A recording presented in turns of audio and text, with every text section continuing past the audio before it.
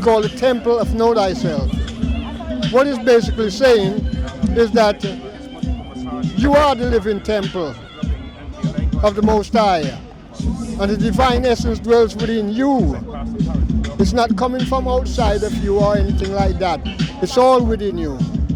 So it is from that essence that we're coming from, because that was the situation that we developed. And being the first people on the planet Earth, the Africoid, when I say Africoid, I mean people of Menelin, we were the first people on the planet Earth, and I gave civilization, knowledge, all these things to the world. And everybody else came long after us.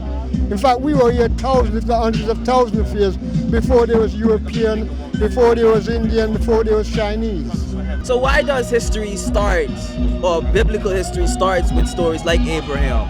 Well, you see, we call it stolen legacy. And why we call it stolen legacy is because the people that came together, right, and brought this forward, what they did really and truly, they have their own story.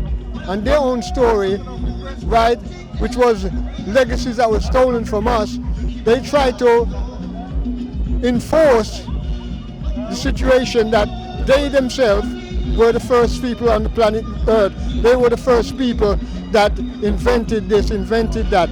They brought God and so forth to the world. This is ridiculous.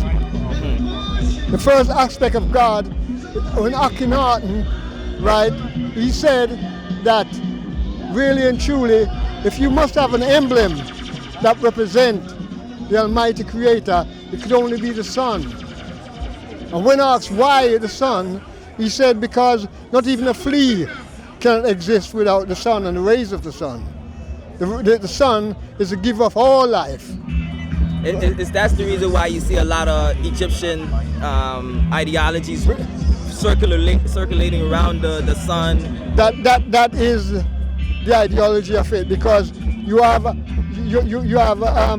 Ra, Amen-Ra, Aton-Ra, all these different aspects. It's all coming from the living divinity, the living essence. Now, how important is an event like this to our struggle as Africans? When you say an event like this? Yeah. Well, the truth about it is we're suffering from an overdose of amnesia. In other words, we don't know and don't know that we don't know. That's a living fact. I don't care whether they went to European school, universities, and became a professor or a doctor or whatever it is, we still don't know. And what we don't know is our own culture. We don't know our own history. And as Marcus Messiah Garvey said, a people without any information of themselves must suffer and must die and must go down. You see? So in this way, an event like this, when we talk about reparation, if you look what reparation is about bringing us together to heal ourselves. And we need healing, trust me, because when we can worship Arab nationalism, that's what I call Arab religion, right, or European nationalism, that is what I call European Christianity and those things. When we as a people can bow down and worship those things, we know we're suffering from some severe problem of amnesia, because we were the first people and we gave most of the knowledge and so forth of God and things like that to the world. So by following other people's nationalism, what we're doing, we are bigging them up, right, and putting ourselves down. How do we know now? What steps can we take to know our history, to know our culture, to know where we came from? We need to do a thing called, a word that is used in the Ashanti language from Ghana, it's called Sankofa. We need to go back and fetch it, right? And what we need to go back and fetch is knowledge of ourselves, our culture, our spiritual aspect of who we are, what we are, and where we're coming from. So this is what we need to do. Right? When we do that, right, we don't really have to go through a lot of the nonsense that our children or youth won't have to be going on the street doing the things that they're doing. Now, Yes, I understand we have to go back, but how? Where do we go? How do we go about this? What strategies or what can we do to start now? Well, first and foremost, we need to reclaim, right? The first thing you have to do is study your history. Go back into your history. When you go back into your history and you know who you are, then you're in a position to be able to take control of yourself. And when you practice your own culture, right, that means you put yourself in a position that you can open your own banks. You know what I mean? You can organize your own self to be mightyful and powerful in every possible way and in everything that you do. Like, break down African culture. Right, African culture, right, if you know African culture and you practice African culture, you wouldn't really bust up your knees 2-3 times a week in a concrete building they call a church. You'd realize that I am the living temple of the Most High. And within I must seek to know and understand this inner aspect of myself, and then I'm able to move to the next level, right? The culture that I speak of is when we eat our own stuff, eat our own food, right? Eat ourselves with our own herbs and the different things that we need to utilize outside there. When we can do all these type of things, we're Sankofering, and therefore we're going back into our own culture. If you check the richest nations on the earth today, they're not rich because, why they're actually rich? If you check the Indians, they practice their own culture. They practice their own religion. You understand me? So by doing that, they've got their own bank, right? So they're united people within their culture. We are not nowhere near that. And this is why we are the biggest, supporters of everybody outside there. But yes, we don't support ourselves. And that's one of the greatest problems that we have facing us at the present moment, that we don't know and don't know that we don't know who we are, or what we are, or what we should be doing to move ourselves to the next level. And where do you see African people moving to now?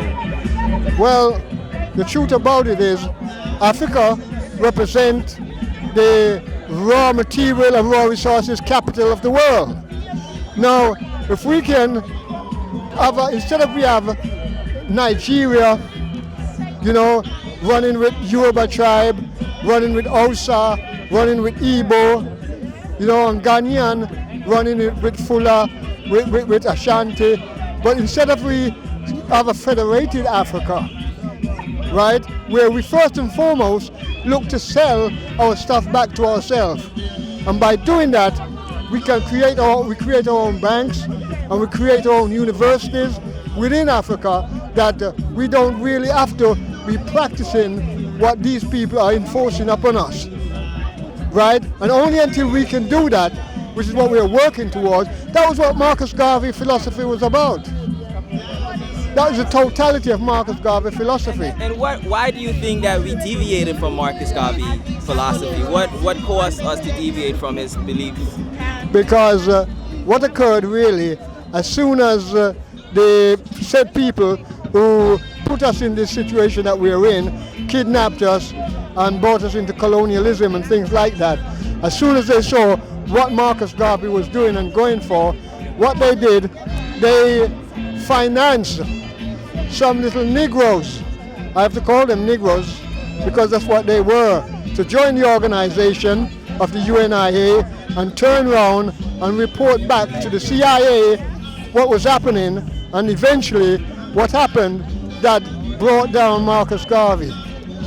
Right, so in other words, again, we imploded on ourselves. You understand me? It is not they conquered us, we sold ourselves. Look at Malcolm X, right? Who is it who actually sold him out? People who look just like him. You understand? Anywhere in our history where you see we're going wrong and things has happened, have a look if it's not us selling out each other. That's why our culture is very important. Because when you practice other people's culture, you tend to find that you find yourself in a situation and in a position, because you don't know, your money becomes your master and you bow to it. let's say you have a black leader who's conscious. What can he do now to get his people on the right path? Well, first and foremost, he's got a very hard job to do, because what's happened is people, right, is at the moment, right, is people and those within whatever federation. Let's take the OAU for instance. You remember the OAU? No, I don't know what the OAU is. The OAU was the All African Unity. Okay. Right? But when, say, Ghana under Nkrumah and His Majesty Emperor Selassie, who brought the OAU into being, what the OAU was really was bring back the federation that was broken up originally. And what the OAU did is the OAU, right, you have different places, you have colonies, you have like different areas in Africa which is controlled by France, controlled by Germany, controlled by England, you know. And what happened is that these people, when the OAU made a decision that's going to be beneficial for the African continent, what they do, they have to report back to their master, whether it's France, Britain or so. Otherwise, they'd stop funding them. Counterproductive. Yeah. Counterproductive to what we're really dealing with.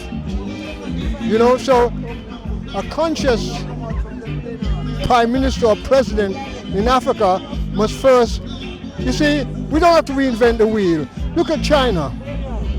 Look what Chairman Mao did, you know, and look how it was that he came and captured the youth mentally and was able to put the youth in a situation that they themselves were able to become masters and grandmasters of knowing themselves. It is only when the Chinese reclaim their culture, reclaim their identity, that is when they came to the forefront and start to work for themselves.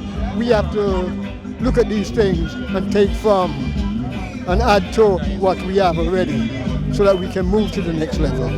The reparation is something, when you look, reparation, the Japanese got paid out money. The Jews are still getting paid out money from... I didn't know that. Yeah, they're still getting paid out money from Germany and from different people outside there for what the Jews, they said the Jews, Germany, what do you call it, put them 6 million of them died. My brother, over 600 million of us died and was put to death between the Arabs, between King Leopold of Belgium and between Victoria of England. You understand me? So what they did, the most underdeveloped continent in the world, the largest continent is Africa, and the most underdeveloped, really and truly, and underpopulated is Africa, because of how many of us they killed, right? And they devastated Africa completely. So it's really for us to look in. That's why people like Peter Tosh and a lot of the brothers them that came up, they came up, right, with an ideology that was influential to the people, to the youths outside there. And when the system realized that the youth was catching on to these messages, what they did, they killed them, right? And when they killed them, the only music they started to lecture was some rhythm, right, that was not for the upliftment of our soul and our spirit, and words that was not for the upliftment of our soul and our spirit and bringing us together.